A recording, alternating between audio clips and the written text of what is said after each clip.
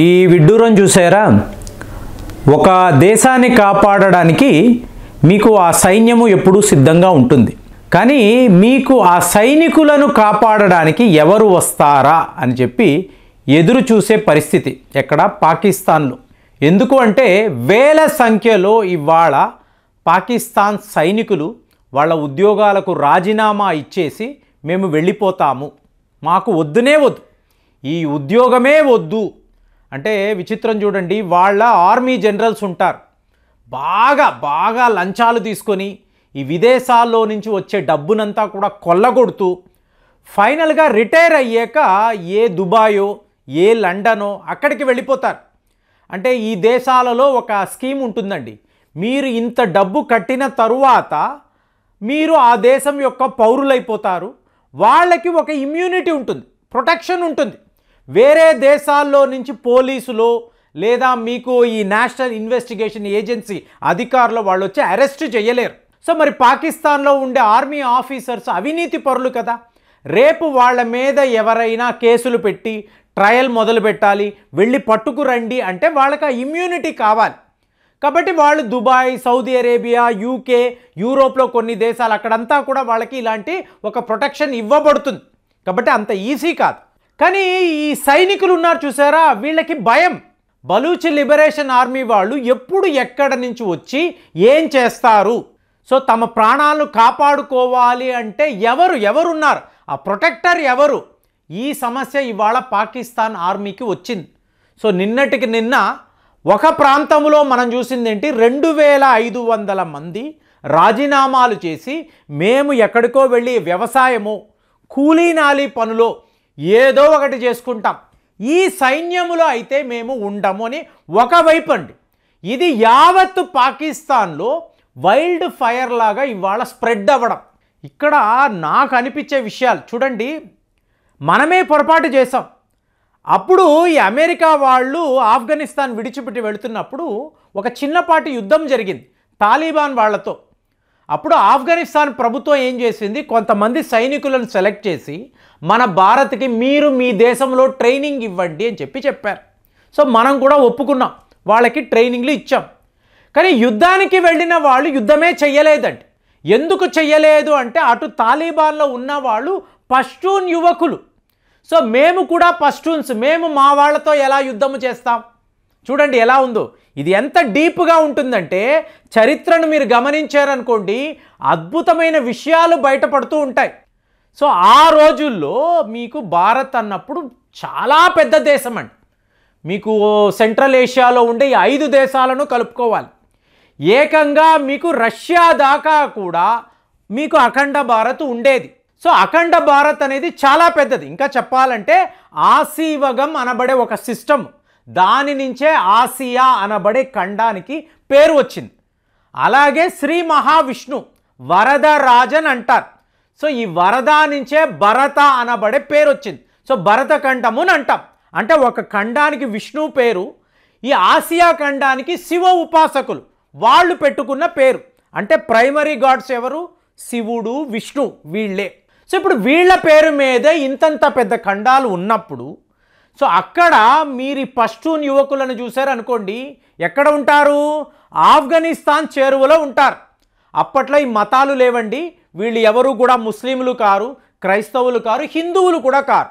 ఆ రోజుల్లో మనకున్నదేంటి? సనాతన ధర్మం. మనము ఒక ధర్మాన్ని పాటించే వాళ్ళం. ఇందులో ఒక భాగమే అజీవిక, ఆసీవగం, ఇవన్నీ కూడా అంటే ప్రజలకు మంచి చేయడమే. ఇంత పెద్ద దేశము, మీకు ఎక్కడెక్కడో ప్రజలు ఉంటారు, వీళ్ళందరూ బాగుండాలి అని చెప్పి మీకు అక్కడ చక్రవర్తి కోరుకునేవాడు. ఇది విక్రమాదిత్య అనొచ్చు, లేదా మీకు శ్రీ మహావిష్ణు అనొచ్చు. ఆయనకు ముందున్న ఆది నాదుడు శివుడు కూడా ఇదే కోరుకోవచ్చు. సో అలాంటప్పుడు నాకు ఇదంతా ఒక ఫ్లాష్ బ్యాక్లా ఉంటుందండి.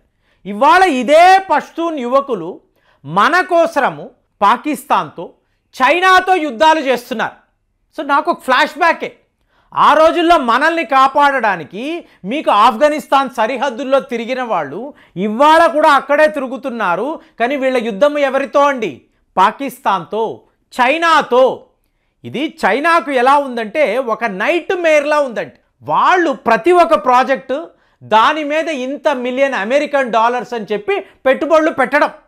సో పాకిస్తాన్ ఆర్మీ వాళ్ళు తీసుకోవడం, ఈ అధికారులు పంచుకోవడం. ఆ ప్రాజెక్ట్ అన్నప్పుడు ఎక్కడి నుంచి వస్తున్నారో ఈ బలూచ్ లిబరేషన్ ఆర్మీ వాళ్ళు టోటల్గా ప్రాజెక్టే లేకుండా చేసేస్తున్నారు. ఇప్పుడు ఒక 300 మెగావాట్స్ కోల్ పవర్ ప్రాజెక్ట్ అని అన్నారు. ఎక్కడా? మీకు ఇదే గ్వాదార్లో. ఇప్పుడు అందరికీ వచ్చే డౌట్, ఎందుకండి బలూచిస్తాన్లో వీళ్ళు పెట్టుకుంటారు, ఎందుకు ఈ గ్వాదార్ నగరాన్ని వీళ్ళు విడిచిపెట్టరు? నిన్న కూడా మాట్లాడాం. మీకు అక్కడ ఎంత పెద్ద ప్రాజెక్టు చేసినా కూడా చైనాకు పాకిస్తాన్కి చాలా ఉపయోగం అండి. ఎందుకు అంటే పాకిస్తాన్ యొక్క ల్యాండ్ మాస్ చూసారనుకోండి 40% వరకు ఈ బలూచిస్తానే ఉంటుంది. అలాగే పాకిస్తాన్లో దొరికే బంగారము, సిల్వర్, కాపర్, తక్కిన మినరల్స్ ఆల్మోస్ట్ 50% ఇదే బలూచిస్తాన్లోనే దొరుకుతుంది. సో అంటే ఏంటి? మీకు గనులు, ఖజానా బలూచిస్తాన్. సో అలాంటప్పుడు దీన్ని ఎలా విడిచిపెట్టగలము? ఏదో ఒక రకంగా ఇక్కడ ఉండే వనరులను మనము కొల్లగొట్టాలి. ఇది చైనా పాకిస్తాన్ యొక్క ప్లాన్. దీన్నే చైనా పాకిస్తాన్ ఎకనామిక్ కారిడార్ అంటున్నారు. 60 బిలియన్ అమెరికన్ డాలర్స్ చైనా వాళ్ళు తీసుకువచ్చి పెట్టారు. అంటే ఎలా లేదన్నా 5 to 10 ట్రిలియన్ ఇక్కడ నుంచి మనం సంపాదించేసేవచ్చు. మీరు గ్యాస్ అనండి, ఆయిల్స్ అనండి, ఈ రిజర్వ్స్ అంతా కూడా పాకిస్తాన్లో బలూచిలోనే ఎక్కువ ఉంటుందండి.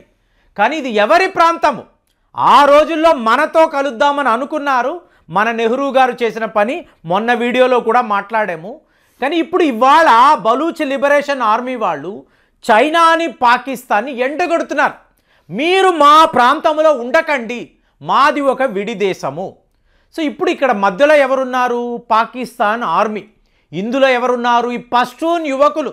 వీళ్ళు తమ జాతికి చెందిన వాళ్ళతో ఎలా యుద్ధము చేస్తారు? ఈ జాఫర్ ఎక్స్ప్రెస్ అని మాట్లాడని చూసారా? అక్కడ దగ్గర 100 మంది పాకిస్తాన్ సైనికులు ఉన్నారండి. చాలా పెద్ద వాదోపవాదన.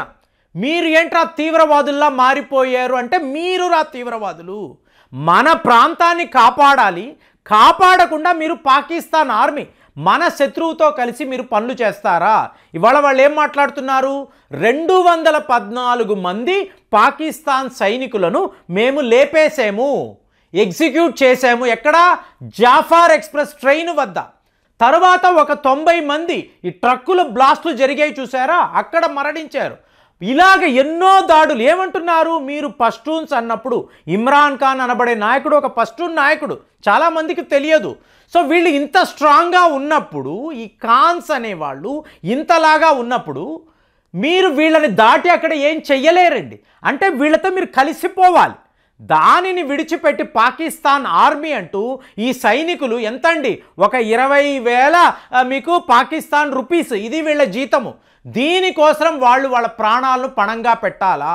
కాబట్టి ఇవాళ వార్త ఏమిటి అంటే, ఎక్కడికక్కడ ఖైబర్ పఖ్తూన్ఖ్వా అనండి, ఇక్కడ ఈ బలూచిస్తాన్ అనండి, అలాగే మీకు సింధ్ ప్రావిన్స్ అనండి, పంజాబ్ ప్రావిన్స్ అనండి, ఎక్కడైనా కూడా సరే మేము ఈ ఉద్యోగాల్లో ఉండమండి.